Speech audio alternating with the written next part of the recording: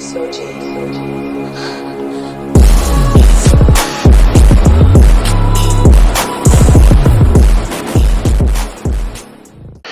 everybody? It's your boy Neeyooo, and today we're actually about to look at a short horror anime. It's called The True Countryside Horror Story, and we're about to actually see what's popping with this and see how it's going. Now, normally when I do the horror stories, I normally go with Llama Arts, but I think I found this one. I think I'll go ahead and try to switch it up a little bit and see what's good with it. So without further ado, let's get it. Let's go. This story takes place when I was a junior high school student. One morning during summer vacation, after my father went to work, my mother and I decided to visit my maternal grandmother, who lived in a rural area. Okay. Since my grandmother's house was located in the countryside, getting there required making a left turn, then driving for 5 minutes through a narrow, one-car-wide, unpaved road.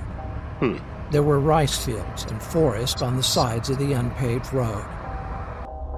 As soon as we arrived, I greeted my grandmother, then went into my youngest uncle's room. I used to like visiting my grandmother's house because my uncle was a huge gaming fan and his computer was much better than mine at home. So once I confirmed my uncle was at work, I turned on his computer and started playing Doom 3, which used to be the most popular game once upon a time. After playing the game for about an hour or two, my uncle returned from work. Upon his arrival, my grandmother asked him to take her grocery shopping, since my mother, my aunt, and I were visiting her house. So at about 7 p.m., they all drove to town to do some grocery shopping. I was super excited and waved goodbye to them. Since I think it is unnecessary to explain why I was excited, I'll just leave it. After enjoying about 90 minutes of free time, my uncle called. He said he was about to turn left on the road, but one of the front wheels was punctured, and asked me to bring him a new tire which was in the storage shed. As I said before, after making that left turn, it took about 5 minutes to drive through a narrow, unpaved single-lane road to see my grandmother's house, but it took about 20 to 30 minutes on foot. Now that I think about it, it was quite scary to walk on that road, especially at night. It had no streetlights and was surrounded by rice fields and forest. It was almost 9 p.m., and that area got quite dark at about 8 because it was in the country. So to be honest, I was really scared, but not wanting anyone to know I was a coward, I decided to go. I grabbed the tire, left the house, and started walking along the unpaved road. I could see my uncle shining his car's headlights toward me. That said, he was still quite far away from me, and the headlights looked like 2 big yellow dots. I was a bit relieved knowing my uncle and family were on the other end of this road, but the night was dark, which deepened my fear. You know, when you walk in the darkness, your eyes adjust, and you start to see unclear shapes. I felt like I could see someone standing in the rice field, and someone sitting down, resting his chin on his hands and looking at me through the bushes. I broke out in a cold sweat and held my legs to keep them from shaking. It felt scarier than being alone on a pitch-dark night, and because of the fear and the delusion I had created, I remember feeling really dizzy. After walking for about 20 minutes, I looked towards my uncle's car and realized I was nearly there. Feeling happier, I rolled the tire faster. I rushed to hand over the tire to him as soon as possible, but saw something in front of me. I wasn't sure what it was because it was still a bit away from me, but it was something dark. Suddenly, I felt strange and slowed down. Since I wanted to determine what it was while still having some distance, I strained my head and neck trying to look carefully, but it was too dark. Although I was scared, I started to walk again thinking, nothing is going to happen because I have my uncle and family about 300 meters away. But when I got closer to it, I stopped because it became clearly visible. It was an old woman squatting with her mouth open, looking at the rice fields. I could only see the side of her face, but my whole body shivered because her blank facial expression with her mouth open was now clearly visible in the darkness. Without realizing it, I walked really close to the old woman. For reasons I don't understand, walking by without saying anything seemed even scarier, so I started talking to her. With a frightened voice, I asked, "Excuse me, what are you doing here at night?" But she did not respond and kept looking at the rice field. On the verge of crying, I shouted, "Excuse me!" She then looked at me, and I felt my heart tightening. Even though it was dark, I could clearly see she had permed white hair, and I could only see the white parts of her eyes. The scariest thing were the huge wrinkles and stains covering her face and her wide open mouth. I felt strange, like I was going crazy while looking at her. I had eye contact, but was looking down while she was looking up at me. After a few moments of eye contact, she turned her body toward me. Oh my gosh, I thought she was sitting down, but realized she had no lower body.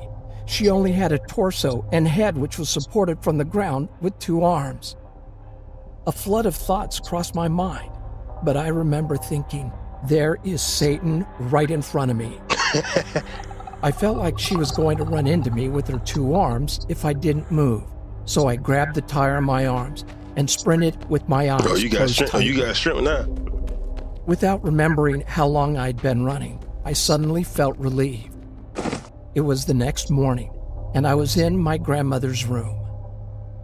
When I asked my mother what happened, she said she was waiting for me in the car and saw me sprinting with my head down, holding the tire in my arms, and suddenly fell off the road, causing my family to come out of the car shocked.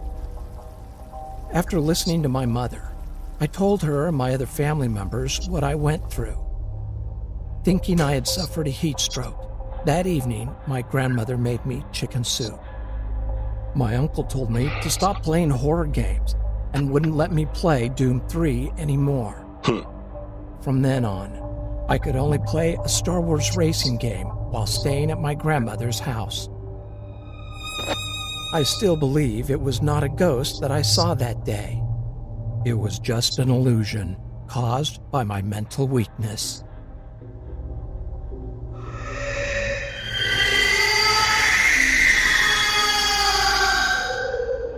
What?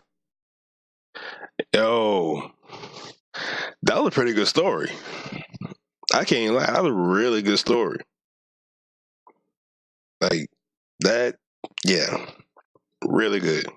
And you know that does happen sometimes when you it's like pitch black darkness, and you know when your eyes start to adjust, you think you start seeing things that you don't normally see. That does happen sometimes. Like with me, like I know my room left and right. I know every bump, nick, cranny, whatever's there. But when I'm sleeping, or if it's like pitch black darkness and nothing's on, my ears and my senses are more heightened and more awake. So I can hear every crack that goes on in the house. I remember one time we had a hurricane down here, and I was by my aunties at a particular time, and like all lights was off, like everything was just completely shut down. And I know when people was getting up, I can hear them going back and forth to the bathrooms. I kept seeing them from the lights and everything like that, but I kept hearing something by my window other than the rain and all that stuff. And when I heard that, it made me jump up out my sleep. And like I said, when I'm sleeping, I'm already a light sleeper as it is. So I jumped up and it took me a minute to focus. When I looked around, I thought I saw something just standing there. I was like, nope. I grabbed my phone, hit that flashlight, turned on every candle, and I was up for the rest of the night. Like I couldn't do it. Like I cannot sleep in straight pitch blackness or no sound or nothing. Right? Like I sleep with the TV on because I can still hear it, but I can also hear everything else that's going on. And when the TV goes off, I hear more things. So it's like in order to keep me from hearing that, I at least sleep with the TV on. But the TV, I sleep with it on low. So that does happen. So I can sympathize with little boy. I can sympathize with little man. It's just crazy. But at the same time, it's usually it's mainly because of the fact that I'm used to going camping at night, and when you at camping, you hear everything, so you still kind of alert. That's what I'm used to. So I still had the kind of fight or flight kind of mentality, especially when I'm sleeping. So yeah, like like there was one time my dad woke me up to try to go fishing early one morning. It was still darkness. And at that time when I'm growing up, my parents, they don't want you to have no TV on or nothing. So I hear him come in the room, but I wouldn't expect for him to be standing in my face.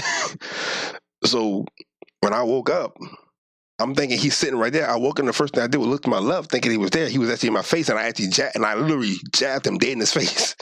I was that quick. So I mean, it happens. I'm saying it does happen sometimes. But again, like I said, that was a good story. So I'm gonna go ahead and end it right there. Again, I hope y'all enjoyed the videos. Big ups to my new subscribers. How y'all doing, by the way? And to those subscribers, y'all already know what's popping. Which y'all thank for the love and support that y'all giving me. And I'm gonna keep popping these videos as much as possible. I really don't have nothing else right now. But in the meantime, any requests y'all want, like I said, keep them in the comments below. If I don't get to them, I will try my best to get to them as soon as possible. But in the meantime, I'll see you when I see you. Holla at your boy. Peace. Oh, this way. Peace.